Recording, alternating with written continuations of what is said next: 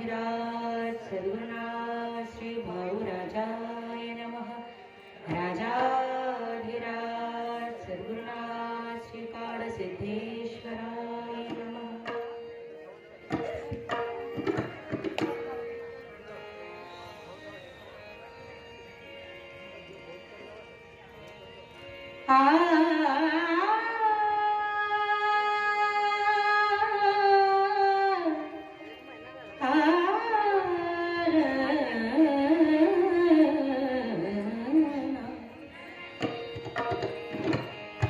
तुझी आसक्तीने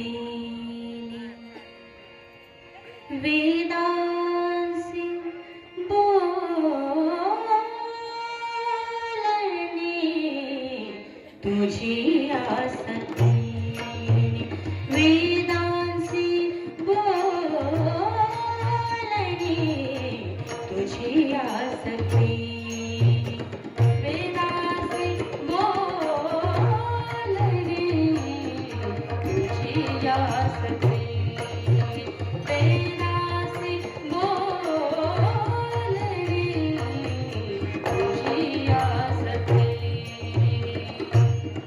तुझी आसक्ती वेदांसी बोलणे, तुझी आसक्ती सूर्याशी चालणे, सूर्याशी चालणे, सूर्याशी चालणे, तुझी आसक्तीने, तुझी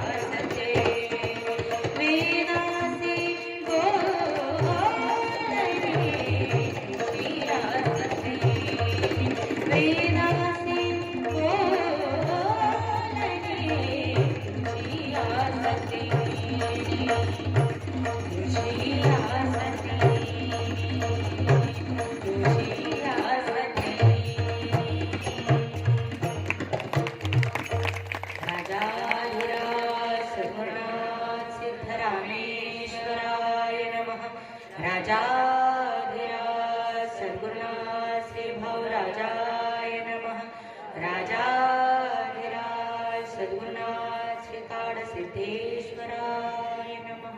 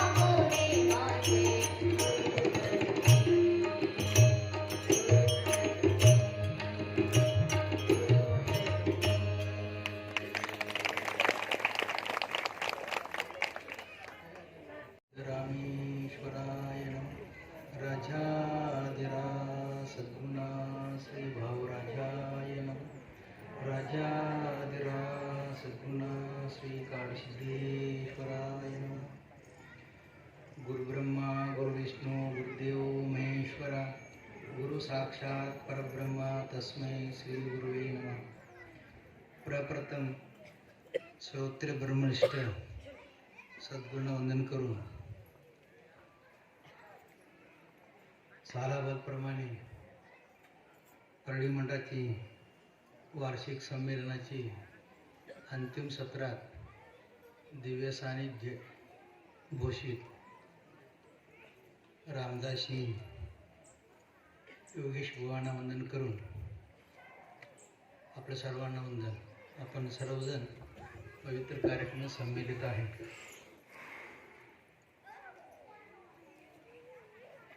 समर्थ रामदास स्वामींचं दासबोधातील 20वा दशक 10वा समास निरूपणकार निरूपण केले. विमल ब्रह्म निरूपण. विमल म्हटलं तर मल राहीत. तिथं मलच नाही, स्वच्छ आहे, शुभ्र आहे, त्याला विमल म्हटले. आपण सर्वजण त्या समास वाचून किंवा श्रवण करून आपलं हृदय स्वच्छ करून घ्यायचं आहे, मन स्वच्छ करून घ्यायचं आहे. धरू जाता धरता नाही, टाको जाता टाकता नाही. पहिला ओळीत म्हटलं ते ब्रह्म असे आहे, त्याला धरू म्हटलं तर धरता येत नाही. आम्ही देवाला, मूर्तीला धरतो, प्रत्येक वस्तू धरतो, पण देव नाही. त्याला देवाला धरता येत नाही.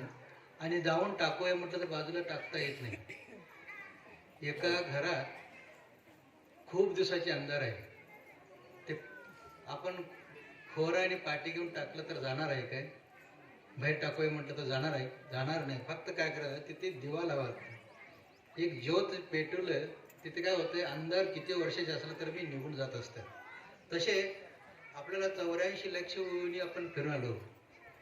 आपलं अज्ञानच आहे, म्हणजे आपलं पाप कर्म झालं म्हणलं ते अनेक योनीमध्ये आपण प्रवेश करत आलो.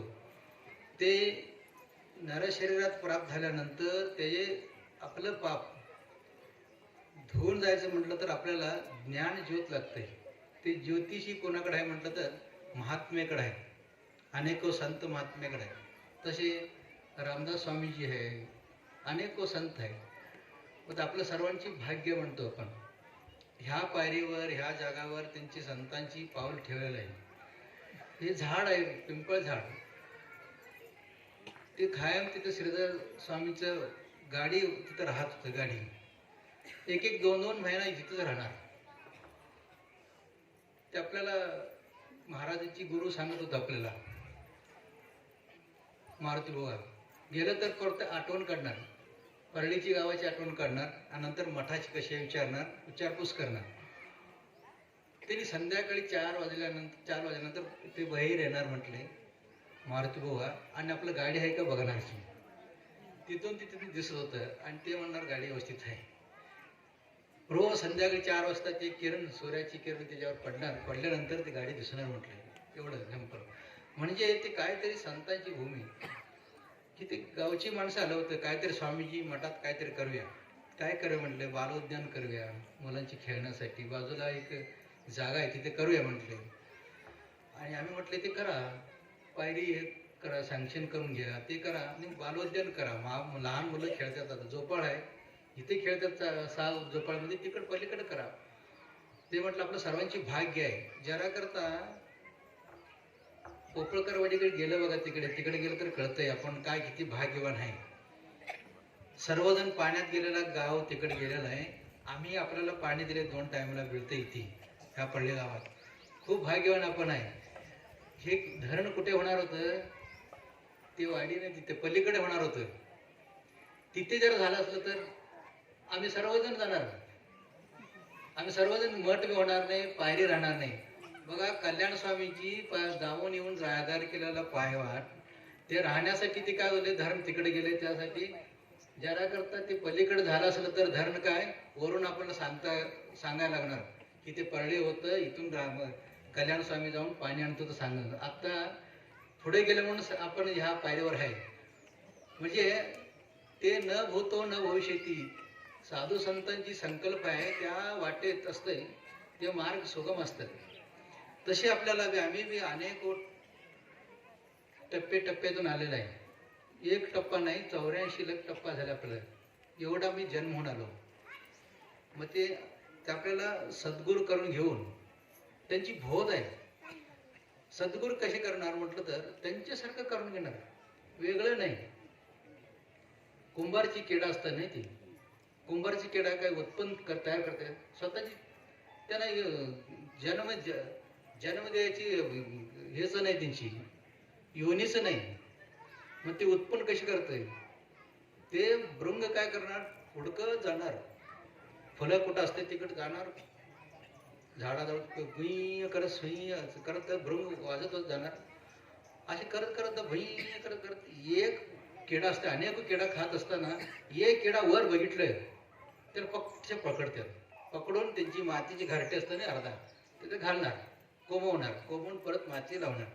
आणि कोंबत्या वेळेला काय करणार, आधी त्याची तोंडात काय त्याचं सुईसारखं असते आणि टोचणार, त्याला टोचून टोचून टोचून आत घालणार, भुई करत करत टोचून घालणार. आत घातलं, आतमध्ये किडा आतमध्ये जाऊन बसते, बसल्यानंतर म्हणणार ते त्यांना टोचल्याला सुई असतं नाही, ती त्रास झाले असतात. ते किडा म्हणते जरा करता मी भुई शब्द केला नसेल तर मला परत हे त्रास करणार, त्यासाठी आतमध्ये भुई शब्द तेच करायचं. सोहम, सोहम म्हणजे मी आत्मस्वरूपाच आहे, मी आत्माच आहे, असे करून त्या आतमध्ये ध्यान करत बसते ती किडा. आणि किडा तयार झाल्यानंतर 20-21 दिवस झाल्यानंतर काय होते, फुटतंय. ते घरटं फुटलं, भृंग होऊन बाहेरणार. काही नसल्याला एक किडाला भृंग करण्याची ताकद त्या भृंगाला आहे. मग आपण चालता बोलता धंदा करता उपभोग भोगिता नामस्मरण करणारा संत महात्मे आपलं सारखंच करून घेणार, वेगळं करून घेणार नाही. आपणच आहे. काल बोललो ना आपण, भेदभावच नाही. भेदभाव आपण करतो, कोणतरी सांगितलं तर भेदभाव ओळखते आपल्याला, पण आपण एकच आहे. एकोहम बहुशानम, आम्ही अनेक होऊन आलो, आता एकच आहे, वेगळं वेगळं काय नाही. फक्त आपल्याला कर्मानुसार, कर्मनो गहनो गती, कर्म गहन झालेलं आहे, त्यानुसार आपण आपलं कार्य करत राहतो आपण. आणि आपल्याला करून अगदी शुद्धता आणि शुभ्रता, स्वच्छता आणि सरळता ते महत्व आहे. एक महाराजा होता, त्यांनी म्हटले मोठीची मोठी एक महाराजा वाडा बनवले आणि वाड्यासमोर एक मोठी झाड लावायचं, तेवढं उंचीची 100 फुटाची. अनेक ठिकाणी हुडकले, त्या उंचीची झाड मिळलं नाही त्यांना. कोणतरी त्यांना सांगितले परदेशात मिळेल उंचीची झाड, एवढं उंची 100 फूट म्हणतं बा, 100 फूट झाड मिळेल परदेश जाऊन. कुटुंब सहित ते राजा गेले आणि गेल्यानंतर ते अनेक ठिकाणी हुडकले, त्यांना एक झाड मिळले. अनेक ठिकाणी जात्या वेळेला झाड होतं 100 फूट, किडा लागलेलं होतं, त्यानंतर वाकडं तिकडं होतं, अशी अनेक झाड मिळले. पण एक झाड मिळलं त्यांना, 100 फूट होतं, सरळ होतं, अगदी शुद्ध होतं, काय त्याला किडा बिडा काय लागलं नव्हतं, वाळवी बिळवी छान होतं, चांगलं होतं. ते पाहिले आणि ते पाहिल्यानंतर बरं वाटले. एवढ्या दिवसा मी शोधत होतो, तेवढा आता मिळलंय वस्तू, मला खूप बरं वाटलं. ह्या झाड आम्हाला आम्ही घेऊन जाणार. ते घेऊन ते म्हटल्यानंतर तिथे बाजूला महात्मे बसलं होतं. महात्मे ऐकले ह्यांचे सर्व आणि ते झाडानं विचारले. झाडानं म्हटलं बघा कुठलं, बघा बाहेर देश कुठं, भारत देश कुठं, मग तर अमेरिका इंग्लंड कुठलं आणि कुठून कुठं जातो मी, ते झाडानं विचारले. झाड म्हटले माझ्याकडून काय गुण आहे, त्या गुण आहे म्हणून काय झालंय मला घेण्यात येतात. अनेक झाड बघितलं, ते सरळ होतं, शुद्धता होतं आणि त्यासाठी मला ते नेत्यात. महात्मे म्हटलं त्यानं, ते राजाला म्हटलं या झाड काय निवडलं, म्हटलं तर शुद्धता आणि शुभ, त्यांना स्वच्छ आहे. तसे ते महात्मे म्हटले मनुष्य, प्रत्येक मनुष्याला शुद्धता, शांतता, समाधान पाहिजे. समाधान नसलेलं माणसाला सर्व मिळते, जगामध्ये सर्व मिळते, पण समाधान मिळत नाही. आणि पैसे देऊन विकू शकत नाही. ते विकत घेऊया म्हटलं तर समाधान कुठे मिळत नाही. समाधान कुठे मिळत तर संत महात्मे जवळ आहे. का? त्यांनी अनुभवले. संत महात्मे काय करतात, स्वतः समाधान अनुभवलेलं आहे, त्याच्यात समाधान म्हणतो आहे, त्याच्यात समाधान माना, हाय त्याच्यात समाधान मानतो आपण सर्व, म्हणून ते संत महात्म्याला ते गेल्यानंतर आपलं समाधान भेटतंय. आणि ते झाड घेऊन आलं ते म्हटले झाडासारखं झाड सरळ असलं तर ते देवाला पालखी होते आणि सगळं ते देवाची आपल्या माणसाची खांद्यावर पडतोय. पण आपण काय शुद्धता होऊ नये त्या राजाला म्हटलंय तुम्ही झाड नेऊ नका, आपण व्हा म्हटलं शुद्धता आणि समाधान. भारत देश सोडून तुम्ही इंग्लंडला आले आणि ते कुठलं झाड कुठं नेता, आपण व्हा म्हटलं. अनेक जण आपल्या जवळ येतील म्हटलं, झाड घेऊन काय करता. ते राजा ऐकलं त्यांच्या महात्म्याची, ते म्हटलं बरोबर आहे म्हटलं. का आपण शुद्धता शांतता समाधान पाहिजे. राजाचं मागायला राज आमची कांता काय भीक मागे, राजाची बायको भिक्षा मागितली द्या म्हणून चालेल काय. तसे आपल्याला साधू संतांची भूमी आहे. आपल्याला चालतील सद्गुरू याने पंथे जाईना. संत महात्मे त्या मार्गात गेलेला बघा, त्या मार्गात जायचे सुगम मार्ग आहे. आम्ही खूप अडथळ तिकडं इकडं करून आलो सगळंजण. एक नाही अनेक देवाची पूजा करतो. 33 कोटी देव आहे बघा आपलंच आहे. एक देवाला एक निष्ठा करा. आपण महाराज म्हणत होतो मोठे महाराज, कोणतरी कोल्हापूरला पौर्णिमाला आलंय, चैत्र पौर्णिमा असतं ना त्यावेळेला, गुलाब पेला अंगावर टाकून कपाळावर आलंय, ते म्हणणार ज्योतिबाला एक जाऊन आलो महाराज म्हणून. बरोबर म्हटले. ज्योतिबा आहे बघा तिथे मला पहा म्हणतो तो महाराज. ताकद कोण आहे कोणाचं, लक्ष्मी आहे बघा मी तिथं आहे. हा व्यंकट ते तिरुपती बघा, तिरुपतीचे नाव माहिती आहे तिरुपती. ते एका ठिकाणी राहणार नाही, फिरणारा ते फिरत असतात. तिरुपती तिरुपतीला हे आहे, त्यांच्यावर कर्ज आहे. तिरुपती देवाला कर्ज आहे. किती कर्ज घेतलं माहिती आहे, खंडोबाकडून घेतलेलं आहे. 7 कोटी घेतलं तिने, एक नाही 7 कोटी. त्यासाठी आपण म्हणतो ना येळकोट घे मल्हारा. 7 कोटी तुझा 7 कोटी पैसा तुम्ही घ्या म्हणतो आपण सर्वजण जयकार करतो रे. त्याच्यात आहे अर्थ, येळकोट घे मल्हारा. त्यांची कर्ज घेतले, त्यासाठी माणसाची केस सकट काढतात त्यांनी तिथे तिरुपतीला गेलं तर. का पैसे जमवण्यासाठी. तर सांगितलंय तिरुपती काय म्हटलंय, व्यंकटेश माझी एका दिवसात दान पेटीत 7 कोटी जमेल, त्यावेळा खंडोबाची कर्जातून मुक्त होतो. अजून परत जमत नाही, माणसं केस सोडत नाही का जमतच नाही ते. म्हणजे ते कर्ज आहे. लक्ष्मीपती आहे परत तिने, लक्ष्मी त्याची जवळ राहिलं नाही. आणि त्या लक्ष्मी कुठे आलंय, कोल्हापूरमध्ये वास केलंय. स्वामीजीला आपलं तेव्हा म्हटलंय, असे शिवरात्री कार्यक्रम चाललं होतं. आपल्या सर्वांचा विनंती काल करत होतं ना, ते शेलार मावशीची एक मंगळसूत्र गेले सकाळी स्नान करता वेळेला. कुणाला मिळलं तर ते आणून द्या, अजून बी नसेल आपण भरून द्या लागतंय मठावतीने. असे एक आजीची काय झालंय, एक 35,000 रुपयाची दागिना होतं, हरलंय ते कोकणातलं.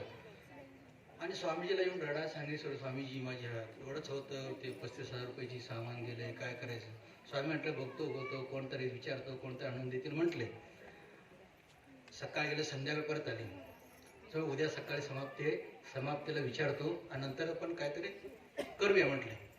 आणि सकाळी स्वामीची समाप्तीचे कार्यक्रमाला सुरुवात झाले. आणि स्वामीजी म्हटले कोणा मिळलं तर बघा, 2 दिवस घालवलं बघा द्या त्यांची असं म्हटले. कोणाला मिळलं तर काय कोण घेऊन जाणारा व्यवसाय वेगळं होतं. आणि मिळलं नाही. स्वामीजी म्हटले बाबा नो त्यांना भरून द्या म्हटलं तर तुमच्या खिशात हात घाला म्हटलं सर्वांना. आणि स्वामी म्हटलं सगळ्यांना काय देतात द्या, 10 रुपये द्या, 100 रुपये द्या आणि त्यांची भरून देऊया म्हटले. सगळंजण स्वामी लोकांना मला पाठवले जोडी घेऊन. आणि जोडीत कोण 10 रुपये टाकले, 20 असं टाकलं तर सगळेजण जमवले पैसे जमल्यानंतर मी स्टेजवर होतो. मला म्हटलं महाराज तुम्ही इकडे जाऊ म्हटलं. मी इकडे गेलो ह्या बाजूला, सर लोक असायचो सगळ्यांना यांच्याकडे गेलो. सगळं हिंदी. आणि खालची माणसं 100 रुपये देते, हिनी काय 50 रुपये देऊन चालेल काय. त्या 1000 रुपयाची नोट होतं, 1000 रुपये काढले ते. त्यावेळेस माझ्याकडनं 10-12 हजार रुपये झाले. मी स्वामीजीला म्हणजे महाराज तुमची कमाई भरपूर झाली म्हटलं. ते मी मोठी माणसं पकडलो म्हटलं, वर बसतात ना ह्याला पकडलो. आणि गोळ्या झाले. 35,000 रुपये जमवायला गेले तर 70,000 जमले. मोजले तिथे पाठीमाग मोजा म्हटले 35,000 रुपये तिथे दिले. राहिलेले पैसे होतं. राहिलेले पैसे एक मावशी आहे तिथे दापोली तालुक्यात, त्यांची पडवी पडलं होतं माडाची झाड पडून. त्याला म्हटलं ते घर त्या दापोलीनं बोलून घेतलं भक्त मंडळीला. आणि स्वामीजी म्हटले बाबा हे पैसे राहिलेले घ्या भक्त मंडळीचे आणि काय करा समाज कार्य करायचं. काय करायचं ते मावशीचे घर पडलं नाही, तिथे कोण नाही, मागं पुढं कोण नाही आणि त्याचे घर बांधून द्या म्हटले. त्या गावच्या माणसाला विटा जमवले, सिमेंट जमवले, सगळं सुतारकाम सर्वजण मिळून केले, असे करून घर बांधले. आणि ते आपलं सांगायचं अत्तर म्हटलं तर पैसे गोळा करून भरपूर झाले, 70,000 जमले. आणि बाई पाठीमागे बसलेले ते कधीचे सरपंच बसले नाही तसे सरपंच म्हटले स्वामीजी येत्या वेळा जन्म घेत्या वेळा सोन्याची चमची आणलं म्हटले. आमच्या कानावर सांगत होतं पाठीमागं बसून, नाही हो त्यासाठी लक्ष्मी त्यांच्याकडे बोललं तर येत्यात म्हटलं. बहुतेक त्यांनी जन्म त्यावेळा सोन्याची चमची आणलंच म्हटलं. आणि माझ्या बाजूला एक जमखंडी महाराज होतं, त्यांना कळलं नाही मराठी आणि तो म्हटलं मला विचारले ते सरपंच काय म्हणतात, मला विचारले. म्हटले स्वामी जन्म त्यावेळेला चमचे घेऊन आले. तो महाराज काय म्हटलं मला जोरात, स्वामीजी कानात फटले, स्वामी जन्मता की नाही स्वामीजी जन्मात लक्ष्मी पुत्र आहे सांगत ना. हा त्या कोल्हापूरची लक्ष्मी तिथे राहिलं नाही, ते मठातकडे येतात म्हटलं. का तेव्हा ज्ञान आहे आल्याला एक पै न पै सगळं सामाजिक करायला देतात म्हणून ते लक्ष्मी पुत्र आहे म्हटले. सोने चमचे काय सांगतो म्हटले, सोने चमचे कोणतरी नेतील म्हटले. महाराज बोलले तर स्वामीच्या मुखाकडे बघितले, हसले, हे काय तर चाललं यांची म्हटले. म्हणजे कशा आहे ते आल्याला वस्तू परत यायचं आहे, राखायचं नाही. हे शरीर आहे बघा, या शरीराची काय करायचं आहे, परोपकार करायचं आहे. त्या समाजाकडून घेतलं बघा, समाजाला देऊन जायचं आहे. आपण पुण्य संपादन करून आपल्या मार्गाला जायचं आहे. कर्म तेरा अच्छा है तो किस्मत तेरी दाशी, इनाम सच्चा है तो घर में मथुरा काशी. आमचे कर्म चांगला पाहिजे म्हटलं एवढंच नाही. त्या कर्मानुसार कर्मनो गहनो गती, कर्मानुसार हे सगळं आपलं कार्य चाललंय. त्यासाठी आपलं कर्म तर करायचं आहे. कर्म भोगल्याशिवाय संपणार नाही. एक आहे तत्व काय म्हणतात, मोठे महाराज म्हणत होते कर्म भोगल्याशिवाय संपणार. कोण आजारी माणसाला भोगायलाच म्हटलंय, स्वतः आम्ही भोगतो म्हटलंय. स्वामीजीला आता 2 महिना झाले ते सिद्धेश्वर स्वामींची सेवा करतात, महाज्ञानी आहे. त्यांनी सकट म्हटले माझे काय नाही म्हटले, हे कर्माचे शरीराची कर्म आहे ते भोगा लागते म्हटले. स्वामीजी म्हटले कंबर दुखत त्यांची, कंबर दुखताना एकदा विचारलं स्वामीजी अहो ते औषध ते लावतो हे करतो म्हणतो. स्वामीजी म्हटलं काही करायचं नाही, ते भोग आहे, ते भोगा लागतंय. का एक नाही, ज्ञानीला जन्म किती आहे म्हटलं तर ज्ञानीपुरुषांना 3 जन्म आहे. ज्ञानीपुरुषांना 3 जन्म असतात. म्हणजे ते कंबर दुखणं आत्ताची नाही स्वामीजीची, ते सिद्धरामेश्वर महाराजाकडून आलेलं आहे. सिद्धरामेश्वर महाराजांची पाठीवर त्यांची एक काय म्हणतो ते गळू होतं, गळू. त्या गळू अजून आहे स्वामीजीची कंबरात आहे असे म्हणायचे. म्हणजे ज्ञान मिळाल्यानंतर ते पुरुषांची बघा 3 पिढीतून येत असतं ज्ञान झाल्यानंतर. आणि त्रिकाल ज्ञानी असतात, त्याला म्हणतात त्रिकाल ज्ञानी. अशी पुरुषांची महात्म्याची आता स्वामीजी उपस्थित नसलं तर बी आता आहे, अव्यक्त रूपानं आहे. त्या सिंहासनावर बसलेला आपण माना लागते. आपण मानतो ना सगळं, कालपासून मानायला नाही, ते अव्यक्त रूपानं आहे. व्यक्त रूपानं आपण असेल तर अव्यक्त रूपानं मोठे महाराज स्वामीजी आहे. मारुती बुवा गेलं तर बी घडावर आहे. कशा रूपानं, योगेश बुवा महाराजांची रूपानं आहे. का पुढे चालावं लागतं ना संप्रदाय. असे आपण सर्वजण आता 2 दिवस केले आणि महाराज आले आणि महाराजांची दिव्य सानिध्य त्यांना भूषण मुद्दम केलं. मी म्हटलं आपण समाप्त करायचं. आणि असे करून उद्या आणि परवा आज संध्याकाळी स्वामीजीला 1 वाजता काय 2 वाजता एक उद्घाटन आहे, देशी गाईची प्रदर्शन आहे कोल्हापूर जिल्ह्याची. त्याची उद्घाटनासाठी स्वामीजी सगळं कालपासून ते जागा तयार सगळं पूर्ण करायला दिली आणि ते उद्घाटन आहे. आणि आज संध्याकाळी सर्वजण तिकडे जाईल. उद्या परवा तेरवा पूर्ण सगळं महात्म्य लोक अनेक स्वामी सिद्धेश्वर स्वामीचं दर्शन होईल. 86 वर्षाची स्वामीजी आहे. अगदी त्यांनी म्हटलं काय मला काय मोडलं बी नाही म्हणते, तुम्ही कळत बी नाही म्हटले. अगदी मस्त राहते. आणि स्वामीजी त्यांच्याकडून सेवा, स्वामीजी 24 तास त्यांची सेवा जवळ आहे. छोटे महाराजांनी त्यांनी म्हणजे 2 महिन्यात आपला अनुभव काय आला तिथे म्हटलं तर आई वडिलांची, सासू सासूबाईची, वृद्धांची सेवा कशी करायची म्हटलं तर 2 महिन्यात आपण कळू शकतो, त्यांच्याकडे घेऊ शकतो. का महात्म्याची त्यांनी सगळं सोडलं स्वामीजी आणि सगळं त्यांच्याजवळ उभारलेलं. म्हणजे आपलं घरी आपल्याला वृद्धांची, आई वडिलांची, सासू सासऱ्यांची सेवा करायला पाहिजे म्हणून ते 2 महिन्यापर्यंत सतत त्यांची जवळच आहे. असे ते आपण कळून घेऊया. आणि कळून मग आता महाराजांची उपदेश होईल.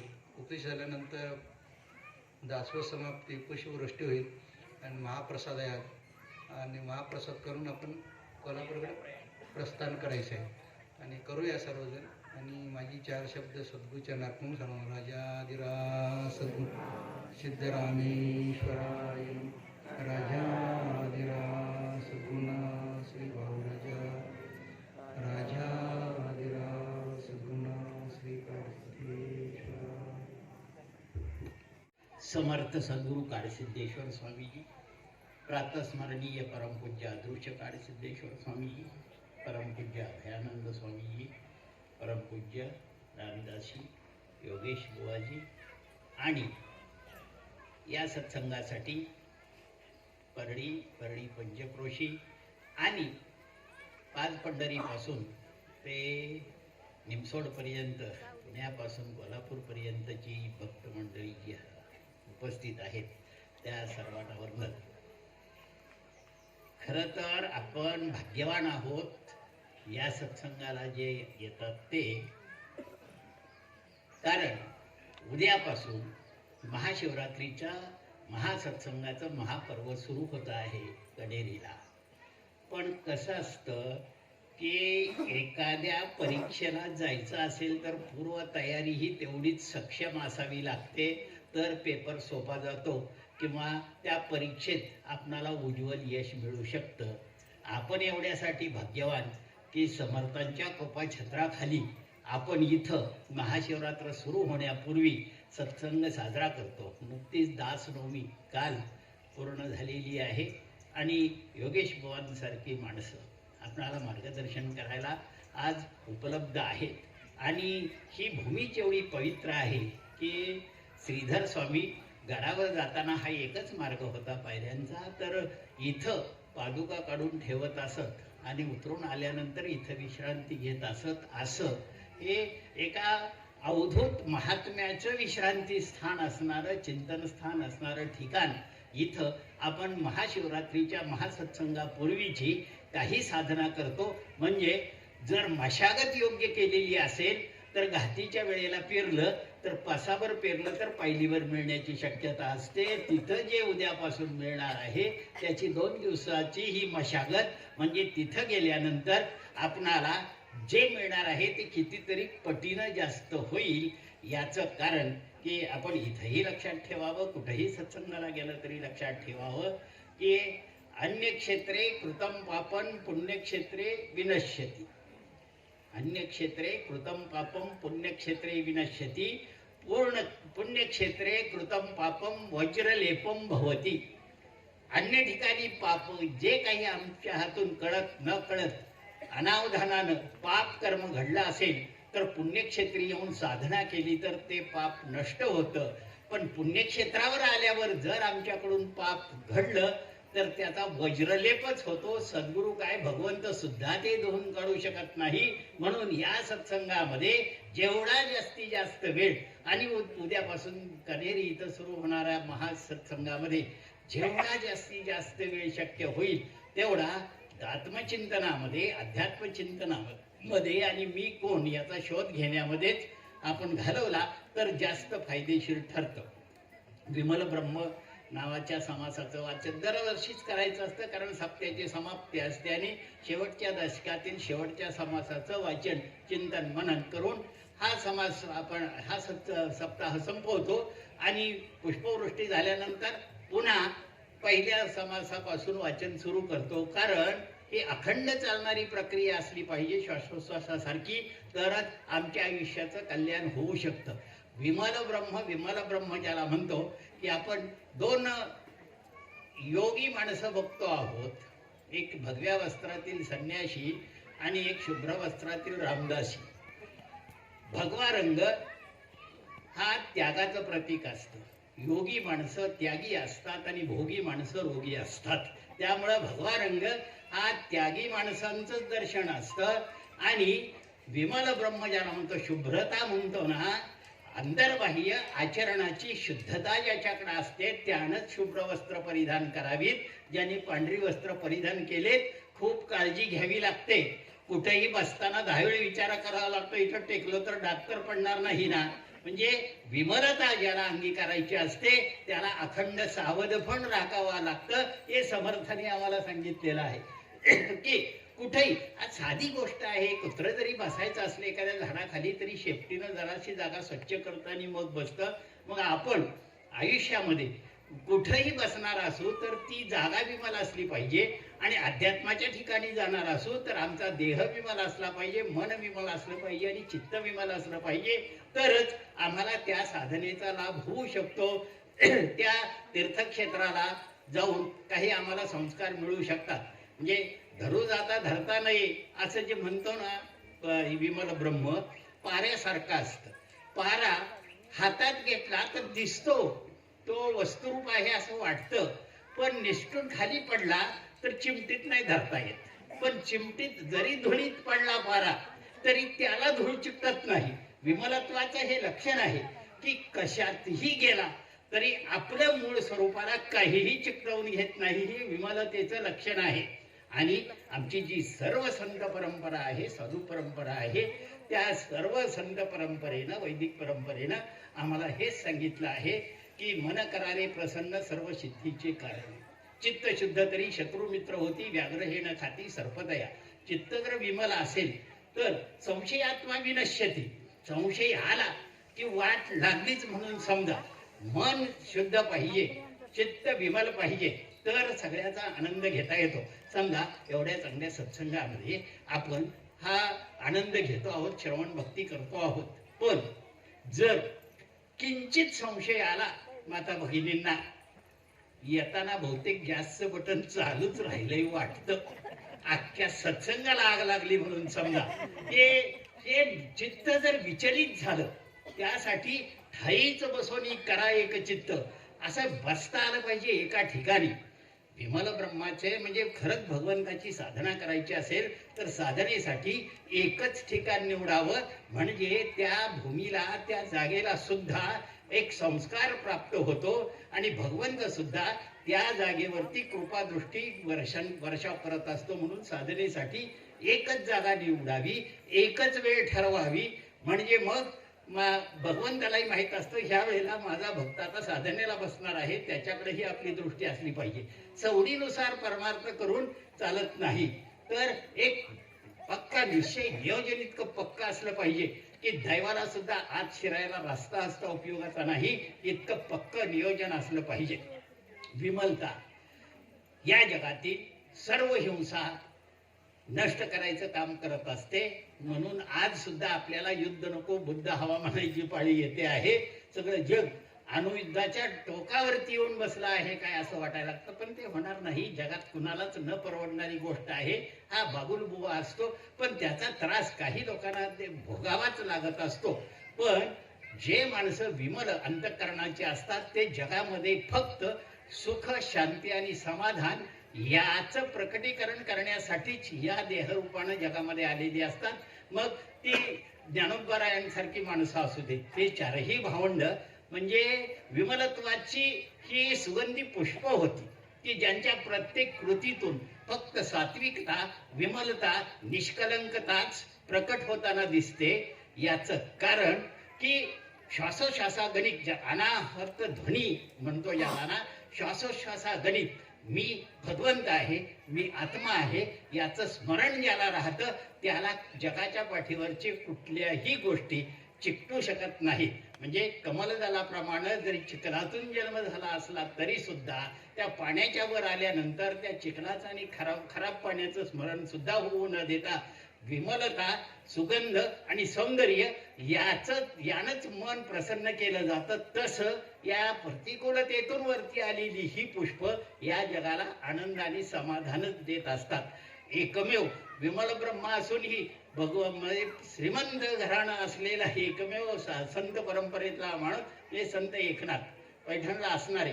पण किती शुद्धांतकरण, म्हणजे पाणी विश्वेश्वराला घालायला घेऊन जाताना रस्त्यात तडफडणारं तहानेनं गाढव दिसलं तर जे जे भेटे भूत तेथे मानी जे भगवंत त्याच्याही ठिकाणी आत्मा आहे म्हणून त्याला ते पाणी पाजून भगवंताला पोचल्याचं समाधान मांडण्यासाठी अंतःकरणाची शुद्धता आणि निर्मलता असावी लागते.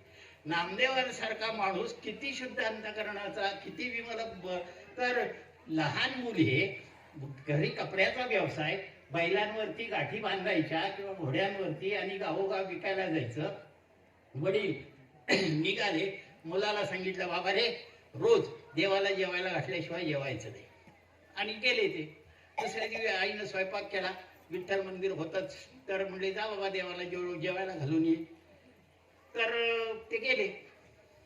देवा जेवा लवकर, खेळायला जायचंय, मित्र वाट बघतायत. तर देव कुठे जेवत आहेत? होय ना, असं काय रागावलंय का? वडील रोज जेवायला घालतात ते नाहीत म्हणून जेवत नाही का? पाया पडतो तुमच्या, अमकं करतो तमकं करतो, देव जेवायलाच तयार नाही. श्रद्धा किती या मुलांची असते. तर ते डोका आपटायला लागला. देवा, जर वडिलांनी सांगितलंय देवाला जेवायला घातल्याशिवाय आपण जेवायचं नाही आणि तू उपाशी राहून चालणार नाही, डोकं फोडून घेऊन आपटायला सुरुवात केली. आणि प्रत्यक्ष भगवंत प्रकट झाले, ताटातलं सगळं खाल्लं आणि आनंदानं हे मोकळं ताट घेऊन पोरग घरी आलं. आईनं बघितलं, आई रागावलीच. अरे मुडद्या म्हणली, तूच खाऊन आलाच वाटतं. नाही म्हणते, देवानं खा. देव कुठं खातो का? तूच खाल्ला असणार असं म्हणून त्याला रागवायला लागले. ते म्हणले आई नाही ग, मी खोटं नाही बोलत, खरंच भगवंत. दुसऱ्या दिवशी तसंच. मग पण आई म्हणले बघतो काय करते. मग हे गेला तिसऱ्या दिवशी ताट घेऊन, भगवंताला दमच द्यायचा. तर ते आले, म्हणले भगवंत आवरा लवकर, मला जायचंय खेळायला. की ते आले, सुरू केलं त्यात घास भरवायला आणि खिडकीतून आईनं बघितलं आणि हे आश्चर्य वाटलं. मग सगळं गावभर झालं आणि मग नाम्याचा मोठा दरारा वाढला नामदेवांचा. मन शुद्ध असेल तर पाहिजे ते होऊ शकतं, कशाचीही गरज भासत नाही. फक्त भावना शुद्ध असली पाहिजे तर भगवंत सुद्धा सहज उपलब्ध होऊ शकतो. हे विमलता असणं त्यामध्ये गरजेचं असतं. तुकोबारायांच्या बाबतीत तर काय सांगावं की किती शुद्ध अंतःकरण, किती शुद्ध अंतःकरण असावं एखाद्या माणसाचं. विमल ब्रह्म म्हणजे की त्या काही माणसांना त्यांचं विमलत्व पटत नव्हतं म्हणून काही कुरघोड्या करायचे, चालोजी मालोजी सारखी माणसं. तर म्हणजे ह्याची बदनामी करायची. तर एका गावातल्याच महिलेला तयार केलं, तुला काही पैसे देतो, आणि ते गरोदर होती. आणि म्हणले कीर्तन झाल्यावर सांगायचं की माझ्या पोटात जे बाळ वाढत आहे ते तुकोबांचं वाढत आहे. झालं. एक दिवस ती बिचारी आली आणि ते सगळं बसलेले कीर्तन. म्हणले महाराज माझं एक विनंती आहे. म्हणजे काय? की बाबा रे माझ्या पोटात जे बाळ वाढतंय तुमचंच आहे. सगळे रागावले, चिडले. तुकोबांना शांत झाल्यावर म्हणजे ते म्हणले उद्या पंचायत बोलवायची. आणि सगळी पंचायत बोलावली. पंचायत बोलवल्यावर निवाडा व्हायचा होता आणि सगळे खुश झाले. तुकोबांच्या वरती संशय घ्यायला लावलेले. पण ते आले महिला आणि ते नाक घासून पाया पडायला लागली तुकोबांच्या. आणि विठ्ठल मूर्ती पुढेच निवाडा होता विठ्ठल मंदिरात. म्हणली माझं चुकलं, त्या अमक्या अमक्या पापी माणसाचं हे पाप आहे आणि महाराजांना बदनाम करण्यासाठी हे उभांडार असण्यात आले. विमलता म्हणून म्हटलं ना, चित्त शुद्ध तरी शत्रू मित्र होती, व्याघ्र हे न खाती सर्पतया. एवढी ताकद विमलतेमध्ये असते. शुद्धता तपासायची कशी असते हे समर्थांचे समर्थ म्हणजे प्रपंच कसा करावा हे अत्यंत निक्षून सांगणारा माणूस. म्हणजे आधी भरल्या पोटी आपण यथेष्ट जेवणे, उरले अन्न इतरास देणे, परंतु वाया दौडणे हा धर्म नव्हे, हे घराघरात घासघास जरी वाचला तरी कितीतरी उपाशी झोपणाऱ्यांच्या पोटामध्ये 4 घास जाऊ शकतील, पण त्या खोट्या प्रतिष्ठेसाठी सगळं खायचं नाही असे एक खुळी कल्पना आमच्या डोक्यामध्ये येऊन बसलेली आहे. तर आपण परमार्थ त्याच वेळी करावा, नाहीतर माणसं असा परमार्थ समर्थांनी नाही सांगितला की वय वर्ष झाले 75, घरात आपले म्हातारे आई बाबा आहेत 85 आहे, म्हणजे यांचं वय 60 वर्ष, आई वडील 80-85चे, पोरं शिकता आहेत, पोरींचे लग्न आहेत आणि हे आला एक दिवस संन्यास घ्यायचा, नांगल राख फासायची, ह्याला संन्यास नाही म्हणायचं किंवा ह्याला संसार त्याग नाही म्हणायचं. माझ्यावरती असणाऱ्या सर्व जबाबदाऱ्या प्रामाणिकपणानं पार पाडल्यानंतर जे या संसारातून अलिप्त होणं म्हणजे वानप्रस्थ आश्रमात आणि संन्यासाश्रमाकडे जाणं असं समर्थांनी सांगितलं. जबाबदाऱ्या टाळून या जगात कुठलाच परमार्थ करता येत नाही. आणि कितीतरी असे संत, ते जनाबाई सारखे संत असेल, धरीला पंढरीचा चोर गळा बांधून या दोर, हृदय बंदीखाना केला तर विठ्ठल कोंडीला, सोहम शब्दे मारा केला विठ्ठल काकुळती आला. चित्त शुद्ध असलं तर भगवंताला सुद्धा भक्तीच्या जोरावर बंदिवान करता येतं, एवढं विमलतेचं ताकद असते. आणि काही माणसं काल जागतिक मराठी भाषा गौरव दिन झाला ना, शब्दांचे अर्थच कळत नाहीत आपणाला, त्यामुळं कितीतरी विचित्र गोष्टी प्रसृत होत राहतात. कधी कधी त्या मंगळवेळेच्या कानोपात्रेबद्दल असं काही विचित्र सांगितलं जातं की ती वेश्येची मुलगी होती आणि भगवंतानं तिला आपल्या अंतःकरणामध्ये विलीन करून घेतलं.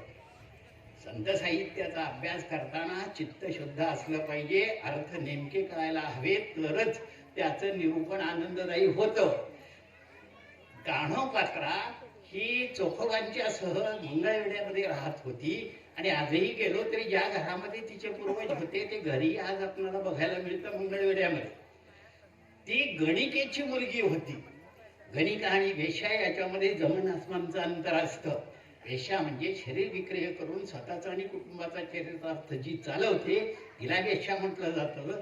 आणि ती कान्होपात्रा ही गणिकेच्या घरातली मुलगी होती. गणिका म्हणजे नृत्य, गायन आणि आध्यात्मिक निरूपण करून प्रपंच चालवणारी जी एक जमात असते त्याला गणिका म्हटलं जातं. इतक्या शुद्ध घरातली ती मुलगी होती. म्हणून विमलता जर आम्हाला लोकांपर्यंत पोहोचवायची असेल तर आमच्या मुखातून बाहेर पडणारा प्रत्येक शब्द विमल असला पाहिजे, त्याचा विकृत अर्थ निघता उपयोगाचं नाही, याची दक्षता घेणं गरजेचं आहे. म्हणजे समर्थांनी लक्षणं सगळ्यांची सांगितली, पडत मूर्खांची ही लक्षणं सांगितली. तर हे पडत मूर्ख नावाची माणसं असतात ना, हे शब्द म्हणजे आमची मराठी भाषा किती समृद्ध आहे ते कळायला खूपच ताकद लागते. म्हणजे कळणे हा एक शब्द, कशाला कळणे म्हणायचं? आपल्याला काय कळतं यापेक्षा आपल्याला काय कळत नाही हे ज्याला कळतं त्याला बऱ्यापैकी कळतं, असं कळण्याबाबत कळत्या लोकांचं कळतं मत आहे. ही मराठी आहे आमची. आम्हाला उगीच अर्ध्या अडकुंडाने पिवळं व्हायचं आणि काहीतरी सांगत बसायचं. विमलता एवढी मोठी ताकदीची, म्हणजे त्या बिदरच्या सरदारानं पाठलाग केल्यावर दिवसा लपून राहून रात्री प्रवास करत ही कान्होपात्रा विठ्ठल मंदिरामध्ये पोचते आणि गायन हेच भगवंताचं नामस्मरण हेच तिच्या आयुष्यातलं एकमेव कार्य होतं. आणि मोकादुनी असं झाले मी उदास घेई कान्होपात्रे हृदयात या, ह्या एवढ्या अंतःकरण एवढं शुद्ध की आपण नामदेवाची पायरी चढून आत गेलो की जे तुळशीचं झाड लागतं भलं मोठं, तिथंच तिनं आपला प्राण ठेवला. कारण विमलत्वाला या जगाच्या पाठीवर कुठलीही पाशव वृत्ती स्पर्शही करू शकत नाही. भगवंत तिला आपणामध्ये सामावून घेतो, एवढं विमलतेचं महात्म्य असतं. आणि आपण तर अशा एका संप्रदायाशी संलग्न आहोत की ज्याच्यामध्ये मी आत्मा आहे याचाच संस्कार केला जातो. मी विश्वाचा मालक आहे. खरं तर आपण इतकी वेडी माणसं की या अहंकाराच्या नादाला लागून या जगाचे मालक म्हणून आपणाला जगात पाठवलेलं आहे आणि 4-8 एकराचा किंवा 10-12 गुंठ्याचा 7-12 खिशात घेऊन छाती फुगून सांगतोय मी एवढे. अरे अख्ख्या विश्वाचा मालक व्हायची ताकद असणारा, हे समुद्र ज्याच्या मालकीचा आहे त्यानं डबकं माझं आहे म्हणण्यात काय अर्थ आहे? तर ह्या आणि आता सरांनी सांगितलं ना की ती गाठ जर मागे नसेल तर सगळे कष्ट वाया जातात. प्रपंच करून परमार्थ करत असताना सावध गरजेचं आहे. ती गाठ तर असलीच पाहिजे, पण आयुष्यामध्ये एक क्षण असा येणं गरजेचं असतं की भगवंतासाठी तुटाव्या जीवलगांच्या गाठी, त्या जीवलगांच्या गाठी तुटल्याशिवाय विमल ब्रह्माशी सलगी करता येत नाही. आणि गाठ बांधून प्रपंच तर आपण रोज करतोच आहोत. इकडे येताना सुद्धा संध्याकाळपर्यंत दूध नसणार नाही याची व्यवस्था करून आपण आलो आहोत. त्या गाठी सुटलेल्या नाहीत, पण आयुष्याच्या एका टप्प्यावरती आल्यानंतर या गाठी सगळ्या सुटून मी म्हणजे भगवंताचं रूप आहे आणि त्याच्यापर्यंत पोहोचण्यासाठी सलोकता समीपता स्वरूपता आणि सायुज्यतेपर्यंत मला पोहोचायचं आहे. याच्यासाठी हा नरदेह प्राप्त झालेला आहे. हे विमल होतं म्हणूनच मनुष्य देहामध्ये आलं आणि मनुष्य देहामध्ये जगत असताना याला कुठलीही मलिनता स्पर्शही करू शकणार नाही. इतक्या ताकदीनं शेवटच्या श्वासापर्यंतचे जगणं की जे शिंदे साहेब जगले इथं शेवटच्या श्वासापर्यंत यासाठी केला होता अट्टहास. अखेरचा दिस गोड व्हावा. अरे भगवंताच्या सानिध्यामध्ये कुणालाही तासभर सुद्धा सेवा करायची संधी न देता शांत आणि दांत वृत्तीने जगाचा निरोप घेता येणं ही भगवंताची खूप मोठी कृपा आहे. आमचे कबीरजी तर म्हणतात, कबीरा जब हम पैदा हुए जग हसे हम रोए, ऐशी करणी करचल हम हसे जग रोए. अरे असं कर्तृत्व करून जावं की सगळ्या जगानं धाय मोकलून रडावं आणि आम्ही शांत आणि दांत वृत्तीनं जगाचा निरोप घेता यावा. हे विमलतेनं जगण्याचं प्रत्यक्ष दर्शन असतं. तर ही विमलता आमच्या आयुष्यामध्ये काही अंशी तरी दररोज आम्हाला अनुभवता यावी यासाठी हे सत्संग असतात. ही विमलता अनुभवण्याची साधना करण्याची शक्ती आणि सामर्थ्य भगवंतानं आणि सद्गुरूनं आपणा सर्वांना द्यावं अशी भगवंताच्या आणि सद्गुरूच्या चरणी प्रार्थना करून वाणीला विराम दे.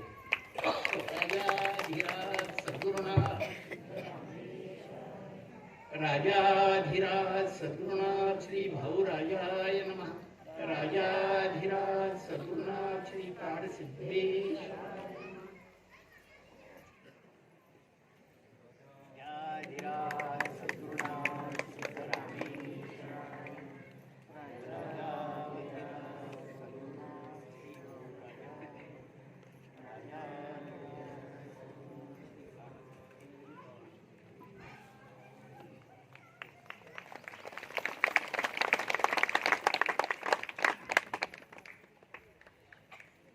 जय जय रघुवीर समर्थ.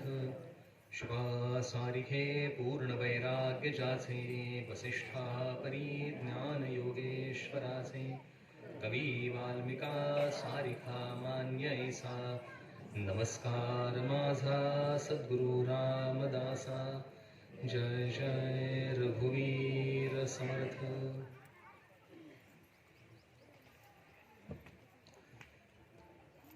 परमादरणीय श्री अदृश्य स्वामी महाराज, मुपीन स्वामी महाराज, त्याप्रमाणे अभयानंद स्वामी महाराज, माझ्या मागच्या बाजूला बसलेले दोन्ही अध्यापक प्राध्यापक जे आहेत, या सर्वांच्या चरणी वंदन करतो. आपल्या सगळ्यांच्या चरणी वंदन करतो.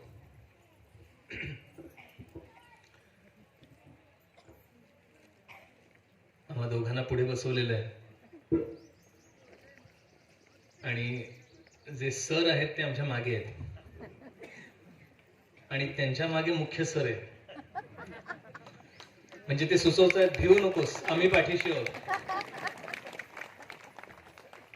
आणि जेव्हा असा भगवंत आपल्या पाठीशी असतो तेव्हा आपल्याला आयुष्यामध्ये काही घाबरायची गरज नसते. कारण जो चालक आहे तो आपल्या पाठीशी आहे, जो मालक आहे तो आपल्या पाठीशी आहे. याचे दोन अर्थ घ्यायचे बरं का आपण. तो आपल्या पाठीशी आहे याचा अर्थ तो आपल्याला पुढे काही होऊ देणार नाही आणि आपण जर वेडवाकडं करायला लागलो तर करू पण देणार नाही, हेही लक्षात ठेवायचं. नाहीतर पाठीशी म्हणलं तर आपण निर्धास्त झालो असं पण त्याला आवडत नाही.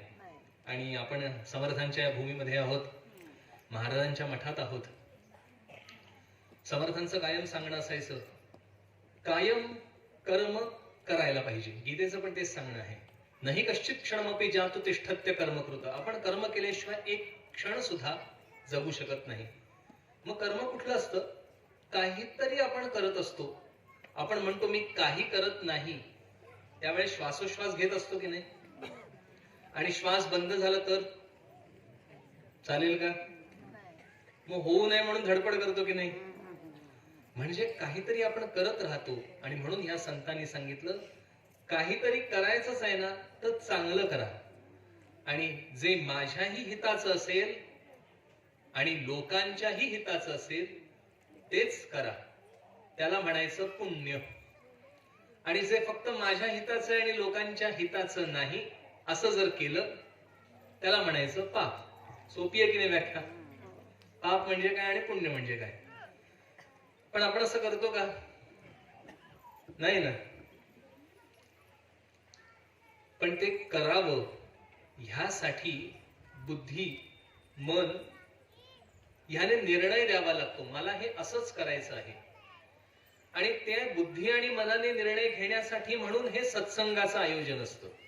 सत्संग कशासाठी?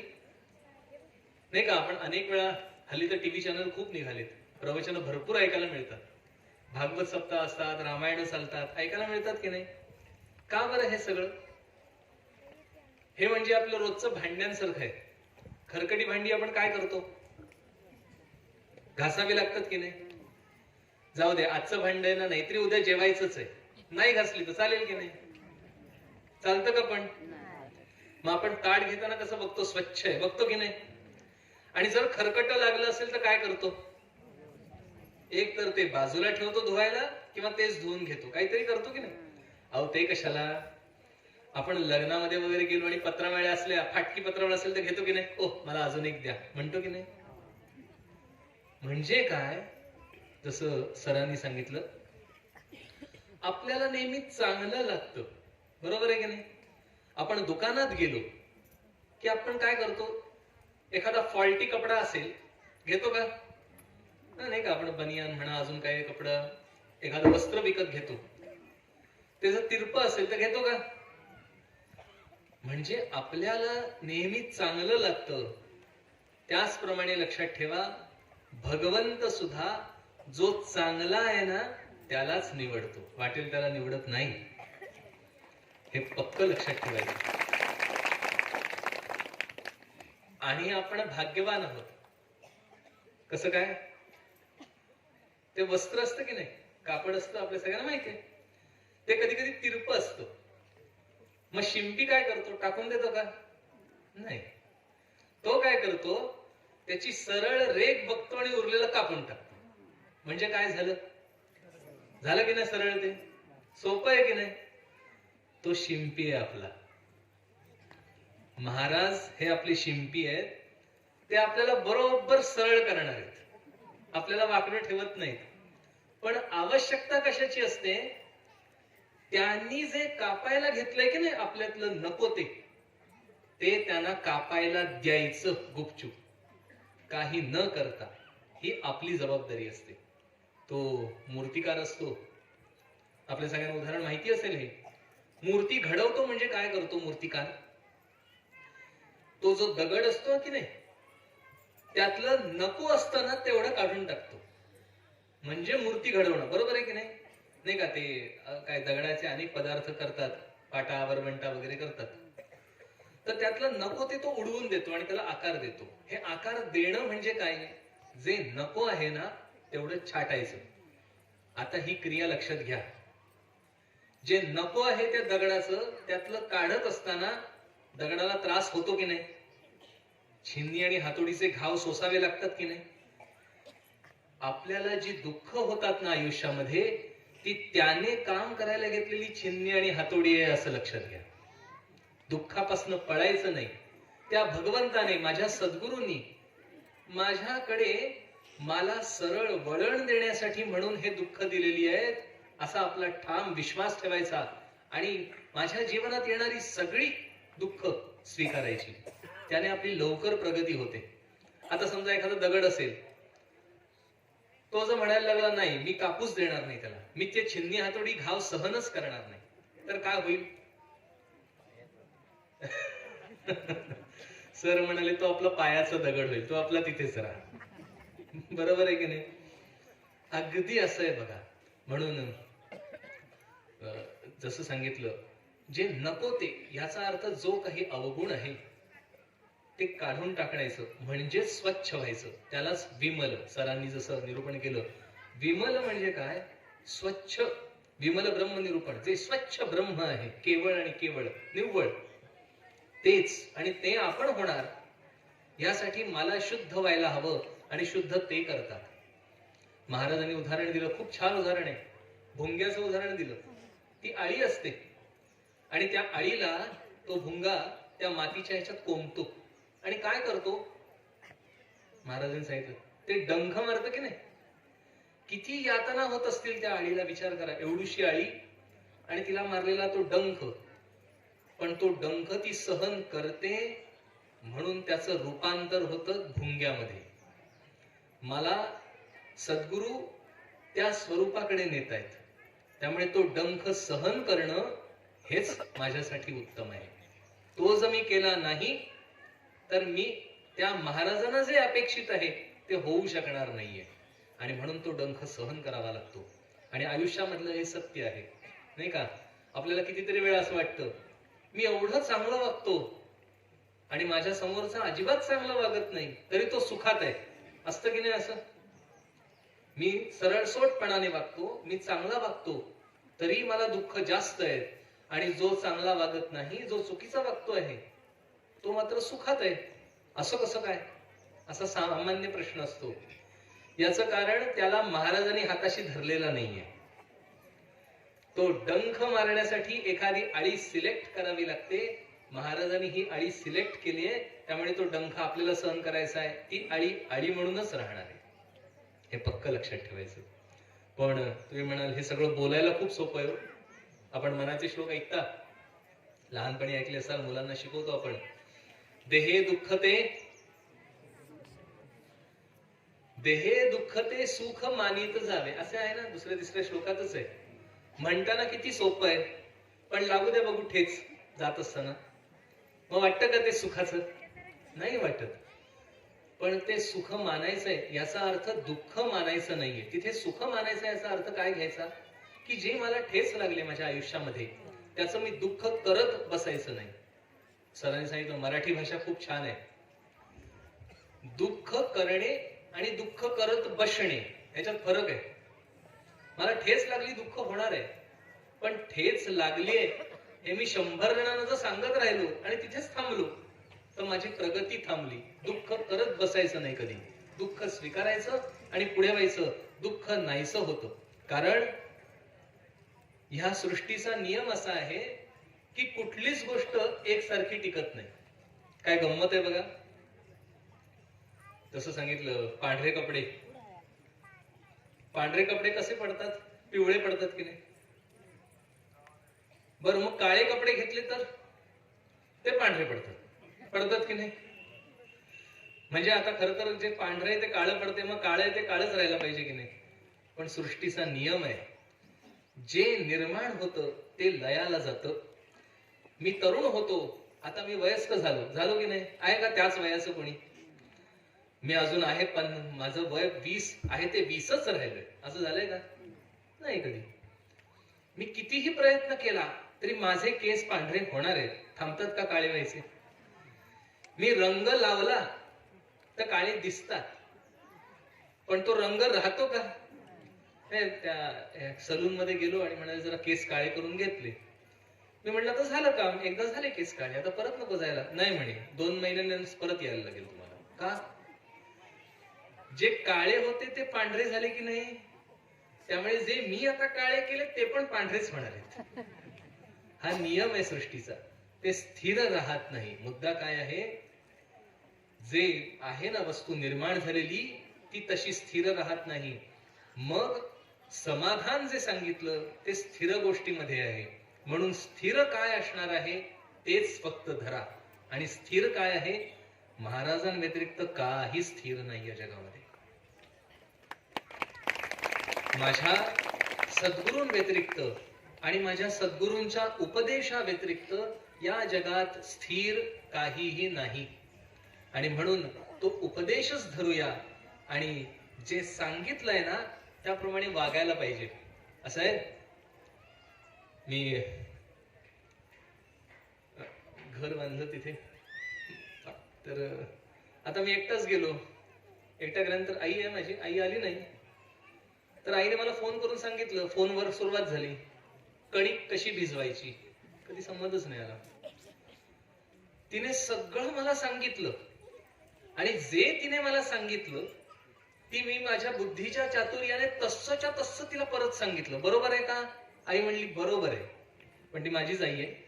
ती म्हणाली जे आता मला सांगितलंस ना तस्सच्या तस्स कर, नाहीतर काही उपयोग नाही.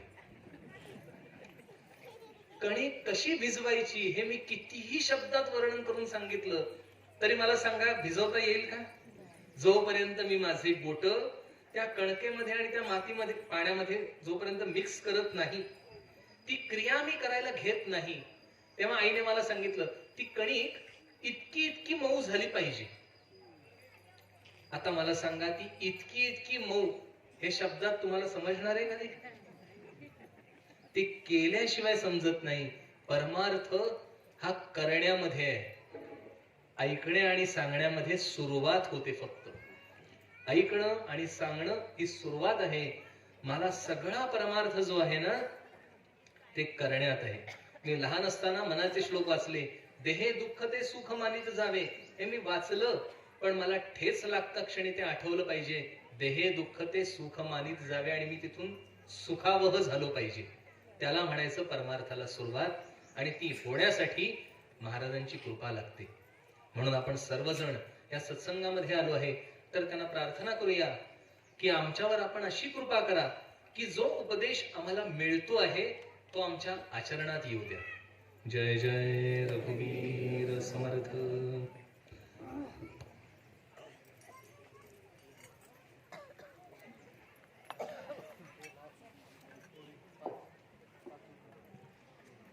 आरंभ तो निर्गुणाचा, नमो शारदा मूळ चत्वारवाचा, नमो पंचानंद या राघवाचा, नारायण नमस्कृतं नरचैव नरोत्तमं, देवी सरस्वती व्यासं ततो श्रीशादेव देवेश नारायणे जगत्पते, त्वदीयनामग्रहणे